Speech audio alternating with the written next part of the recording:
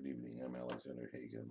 I'm the CEO of a medium-sized, small tech company in Silicon Valley. Previously, I've been a financial analyst, a financial journalist. I'm looking at the results of tonight's Super Tuesday and what the next move is for Ron Paul and his supporters.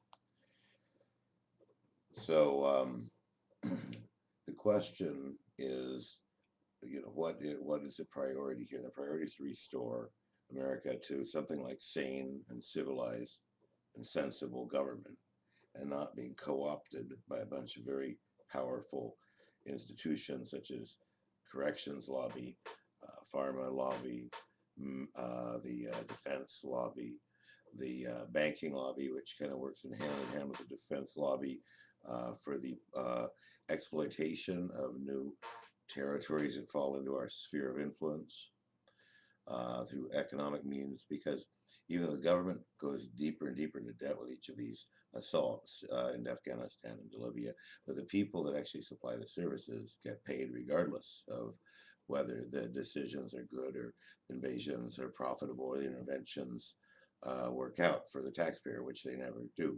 Most of our debt now is related to military overspending if you compare us to all the other great powers in the world. We represent half of all the world's military spending, not including the NATO and CETO, which is CETO is Southeast Asian Treaty Organization, similar to NATO for containing Chinese and Russian expansionism or communism in the old days. So you had Taiwan, Japan, Thailand, probably Indonesia, Philippines. So when you count all of those parties of ours, it's more like 85%. And I just can't understand how anybody could vote for Mitt Romney because he has got not a single idea. He has no ideas.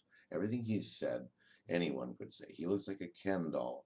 He was born into vast privilege, has no concept of what it's like to be an American citizen, and ironically does much better with women. So not only that is it so pathetic and tragic that people would vote for somebody so disconnected from their experience during a time of extreme misery and suffering, uh, with a man who has no ideas. Gingrich, even if he is loathsome, at least he is somewhat interesting at times.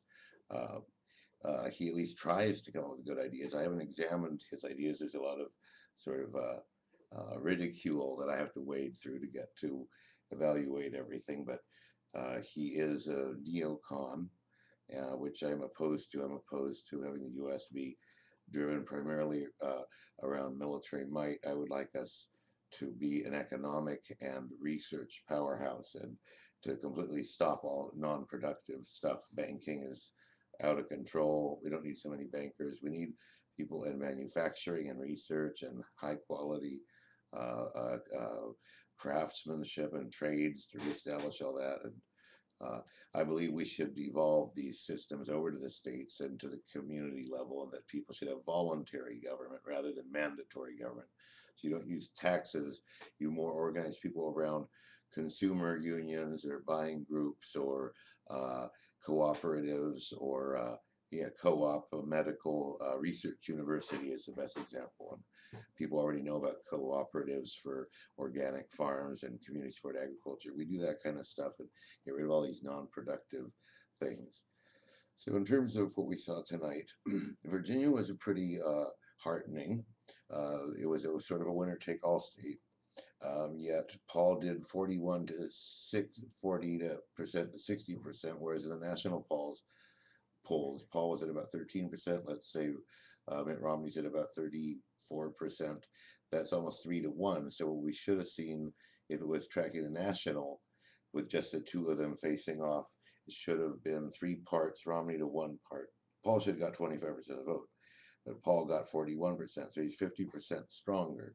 Now you can say some of that is anybody but Romney, but still, I wasn't expecting to see Paul do much more, over 30 or 33, in a situation where the media is suppressing information about his campaign. People don't understand his message, and it's going to be a multi-electional message to try to restore sanity to our country, to just look at the way we spend our money and what we do with our days. And we have lost our production, and we're focused on a lot of fluff economic activities. And that's why Keynesianism is so suited to our economy.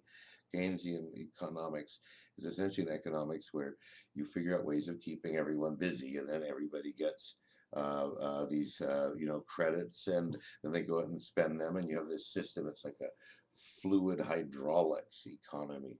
And the problem is somebody has to run it. It doesn't really run itself, which is what the Federal Reserve is doing now in times of trouble in particular. And I was very infuriated with Obama. Obama just came up with this finally, after these 4 years of throwing everyone to the wolves with the mortgage foreclosure, bailing out all the banks.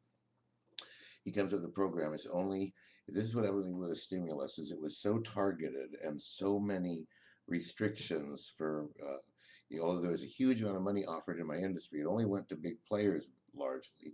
And most of the money even went back. And we spent millions of dollars, all of our small internet companies, and we didn't get any money because of the bizarre system you had to jump through to qualify. It wasn't whether you had a good idea or not, it's whether your idea qualified, whether you had all the forms filled out. It really was very important to have all the forms filled out, more than whether you had a good business plan.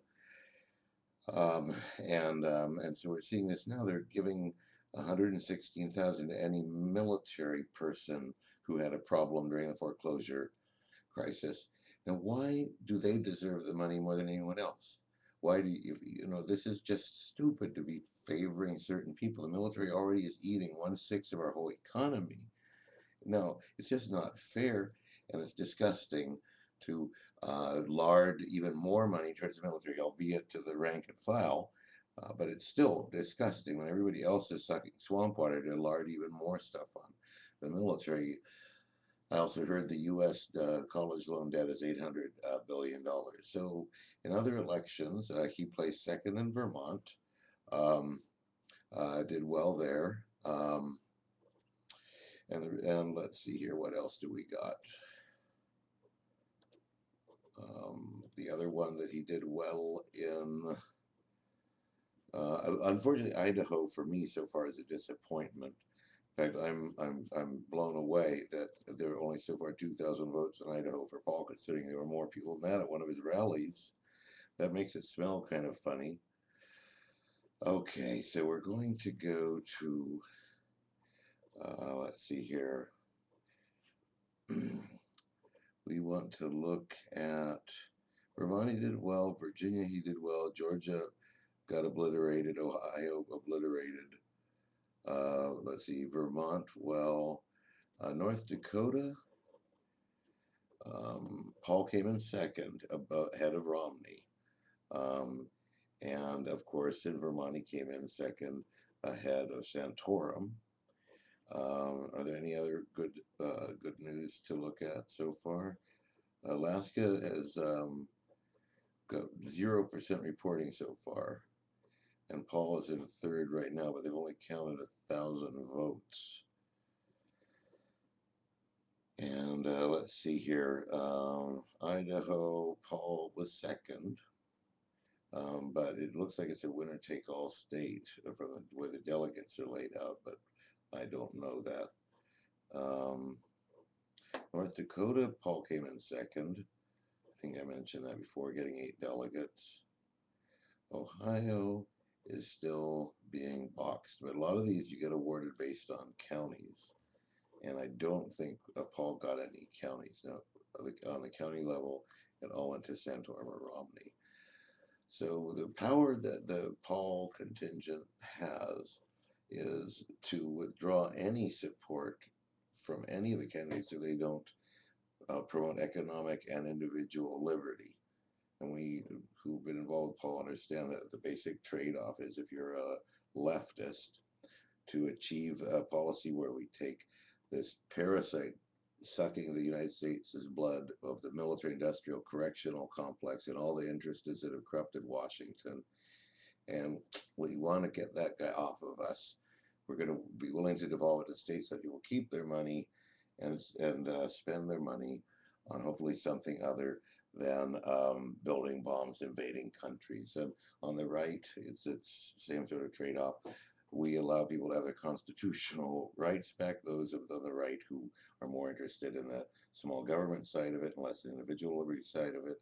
And we also agree that deficit spending on unnecessary wars, it depends on what your importance. We have an alliance, and Paul's basic proposal is let's reduce federal government size through strict constitutionalism.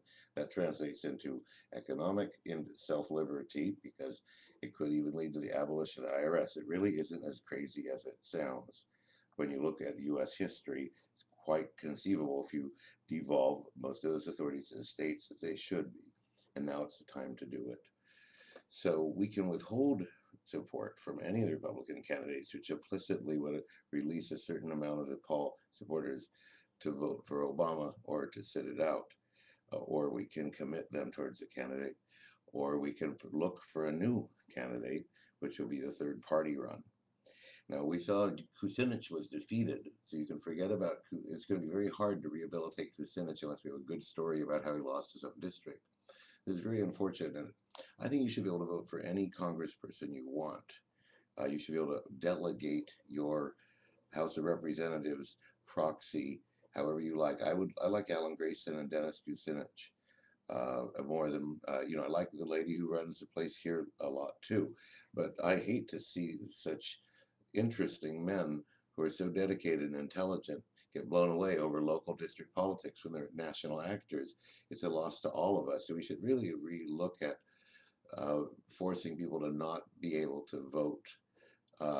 We don't get a choice. It's Sam or it's Peggy. There's actually 1,000 representatives out there, 1,000 different ideas out there. Why shouldn't I be able to delegate my vote to Alan Grayson or Dennis Kucinich, as well as I could to Jackie Spear? It's an embarrassment of witches, except two of them have been benched. Okay, thank you. Good night and good luck.